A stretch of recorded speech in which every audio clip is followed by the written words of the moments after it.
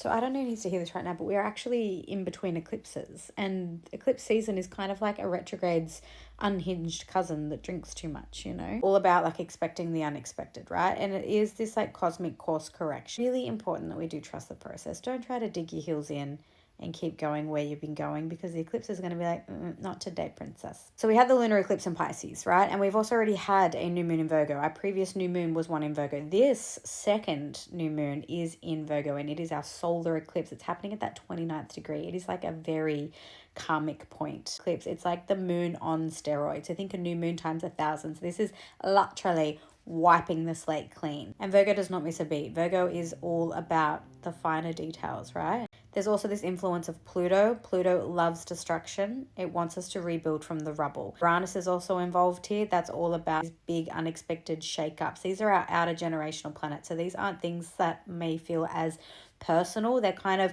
creating more of a turbulence outwardly. And there's this opposition to Saturn that is still conjunct Neptune. And that's kind of like, if structures we have in place aren't strong enough, they are going to be swept away with this current. And we're going to be witnessing that like on a collective level. Things are getting dismantled brick by brick. And that is to allow for a rebuild. Please know that. Mars does square Pluto, and Mars is currently in Libra. And that's like wanting this kind of diplomacy and equality, essentially to create this like, to create balance again. But for this to happen, it's like we have to see the structures that are in place and the systems that are in place completely be destroyed.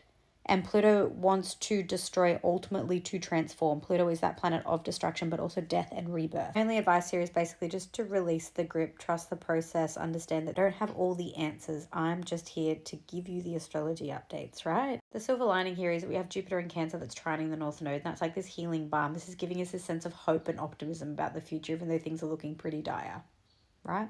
Anyway, there is still lots more to come, so be sure to like and follow along for more astrology updates. And don't forget that personal chat readings are available to help you dive deeper. Anyway, bye, love you.